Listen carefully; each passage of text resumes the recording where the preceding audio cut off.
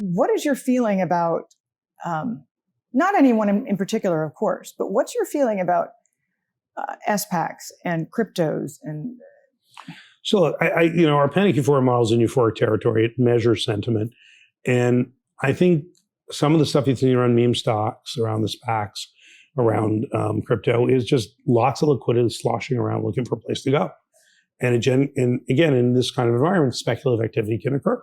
Mm-hmm. It's not that, look, SPACs themselves are not inherently bad concepts. They've been around for a long time. Right. And the idea of giving smart people money to invest in businesses that either turn around or grow faster because they have good management skills is all fine.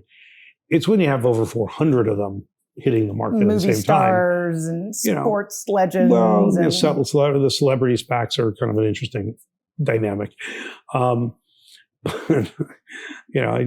They amuse me more than anything else. People buy it. Oh, I got to hang out with so and so, right? Yeah. I get to hang out with Danielle, so it's all good. But but I think that the notion of money going to areas that probably they shouldn't go into because they don't really understand them is worrisome. Okay, and I'm asked a lot about this stuff. I have a 94-year-old father who loves to invest. And he always asks me questions about some of these things. And I no matter how much I try to deter him from doing these things, he does some of these things. Well, he's 94. Yeah, it's fun. This is fun. Thank God his brains function and his body functions well. And he's, we should all have his health at 94. But I worry about, again, these are areas he's totally inexperienced about and is willing to kind of risk some stuff. And I tell him, Dad, just don't do it. And he goes, why? And I said, because I'd like to have an inheritance, when you go. And tell me how you really feel. I know. He laughs. He gets the joke. But it's to me, it's just a reflection of the sentiment. I'm looking for my get rich quick scheme.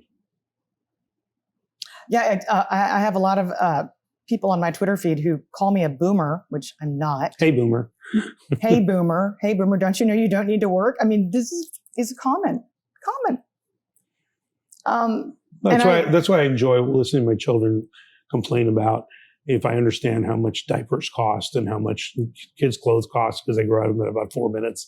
And, we're working and we're trying to keep up, Dad. And it's like killing us. And I'm just sitting there smiling. It's so funny.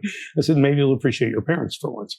But they do learn it as it's when you're 20, you want to live in Manhattan because you want to go party and order Chinese food at 3 a.m. And when you have kids at 3 a.m, all you want is those kids to sleep and not be woken up by the fire truck going down the street, the police car going down, the garbage truck going down the street. Mom and Dad weren't idiots living in suburbia.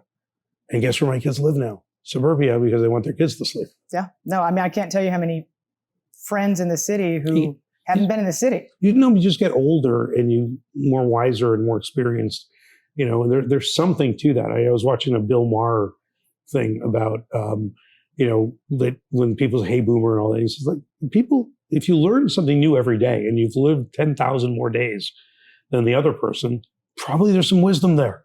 There should be. And I think he did this whole thing on 18 to 34-year-olds as the prime advertising cohort. And he says, you know why? Because they're the most gullible people on the planet, was his term. And I kind of enjoyed that. It's like, Bill's making a lot more sense to me almost every day.